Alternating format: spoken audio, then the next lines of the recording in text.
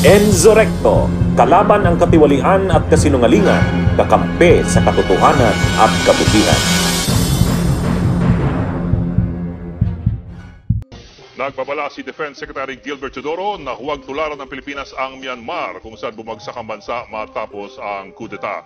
Ang babala pa niya, ekonomiya ang unang malulugmok. Sabi naman ng palasyo, handa sila sa anumang tangka ng pagpapabagsak. Kamakailan lang, inamin ni AFP Chief General Romeo Browner Jr. na may ilang retiradong opisyal na nagtangkang manghikayat sa militar para hindi na suportahan si Pangulong Bongbong Marcos. Balak pa raw sanang gawin yan sa protesta kontra korupsyon noong September 21. Pero hindi natuloy. Nanatiling matatag ang AFP. Babala naman ni Defense Secretary Gilbert Teodoro, kung may kudeta, baka matulad tayo niyan sa Myanmar. Hindi ka kikilalanin, hindi ka i-recognize ng ibang mga bansa. Ang bubuhay lang sa iyo, kokonting bansa. Isa na yung China. Exactly the situation of Myanmar. Bagamat walang kumpirmasyon ng kudeta, ang palasyo handa raw sa anumang tangka. Handa naman po ang gobyerno sa anumang maaaring palaki nila. Sa kabilang banda, binanata ng palasyo mga anilay fake news para patalsikin si PBBM.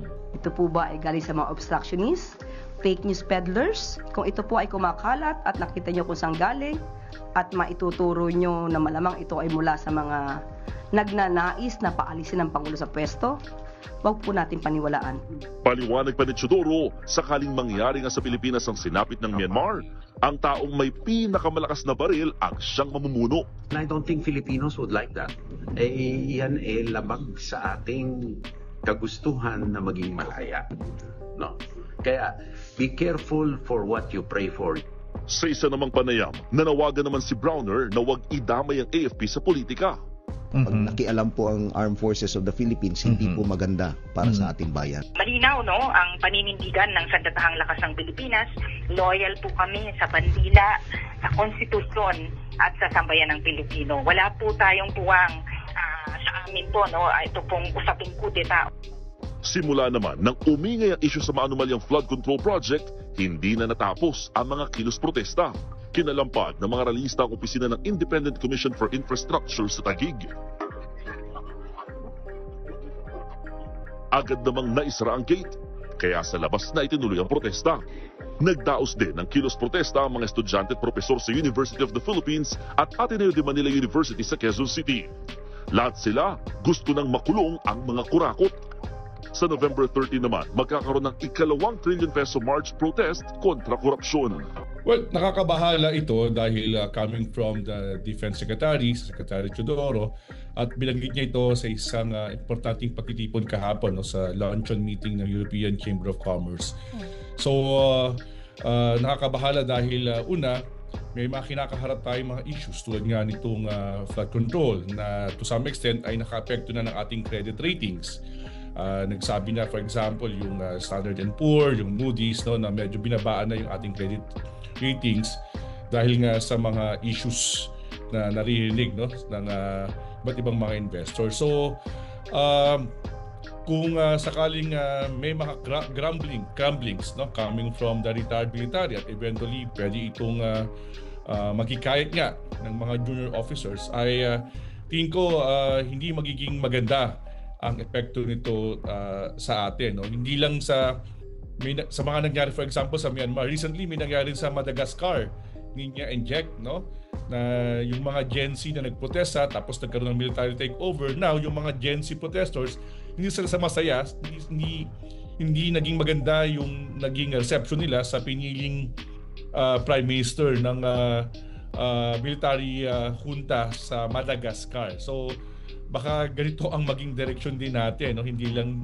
what happened in Myanmar but also in Madagascar and other parts of the world na dumaan sa isang military adventurism, if I may say that. Opo, and Dean, kayo po personally, bagamat sinabi na ni Gilbert Teodoro na meron talaga na ganyang umuugo nga, pero kayo, nararamdaman nyo ba na may legit threat at oras na ba para magsagawa ng parang loyalty check sa ating mga sundalo? Kung titignan mo maigi yung mga lumalabas, for example, sa social media, may mga panawagan, yung ibang mga politiko, for example, di ba?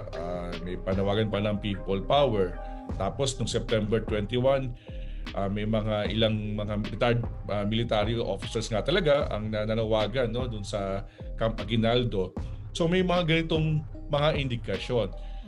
In terms of loyalty check, I'm sure ang mas makakasagot dito ay yung ating mga kasundaluhan, yung ating leadership, particularly nga si AFP Chief of Staff, si General Browner, dahil mas kabisado niya yung conduct, no?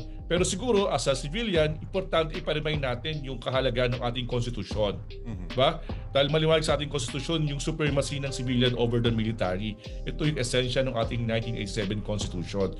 Na kung may mga problema at sigalot ang ating bansa, dapat ito idaan sa mga tamang proseso at hindi magsusolusyonan ng military junta o ng kudeta, lalo na sa panahon ngayon. No? Baka mangyari ay matulad tayo sa isang banana republic. At hindi alam ng mga tao pag military junta, syempre mawawala dyan primarily yung ating civil rights and civil political rights. No? Yung magkakaroon ng democratic erosions ng ating mga institutions.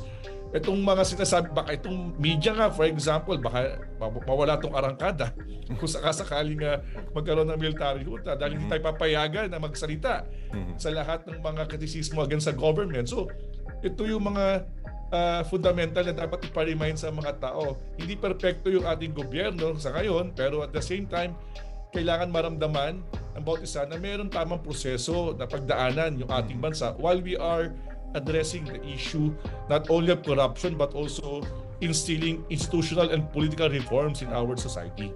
Okay.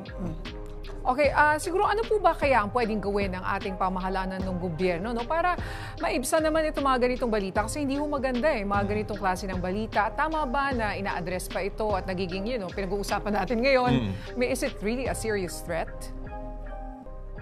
Ang unang gawin ng gobyerno talaga dyan ay maramdaman yung ating seriousness kasi kailangan manumbalik ang tiwala. It's now parang sa relasyon yan, trust issues ngayon, no?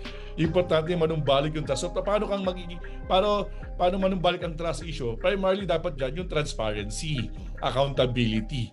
Yan yung mga importante sa mga millennials, yung sinasabi nila lagi, no? Yung transparency, accountability ay kailangan makita nga. Alam mo, itong sa ICI hearing, importante talaga yan. Itong SALN, ilabas niyan dapat ng hindi lang ng mga ilang senador, lahat, even yung ating executive department, ilabas yan para makita talaga yung level of accountability. Tapos, syempre, importante, meron talagang makulong na ito sa mga problema natin sa flood control. At the same time, in other issues. So, kailangan maramdaman ng tao na gumugulong talaga ang justice system sa ating bansa. At seryoso, ang ating pamahalaan na panagutin ang lahat ng mga individual na may kinalaman dito sa mga problemang kinakaharap natin. Bunyog! Bunyog! Halikan na kasama ka! Bunyog! Kapag buklod ay may pag-asa, Luzon, Visayas, Mindanao, isa ang pananaw. Sa bagong Pilipinas ang bunyog isisigaw. Bunyog!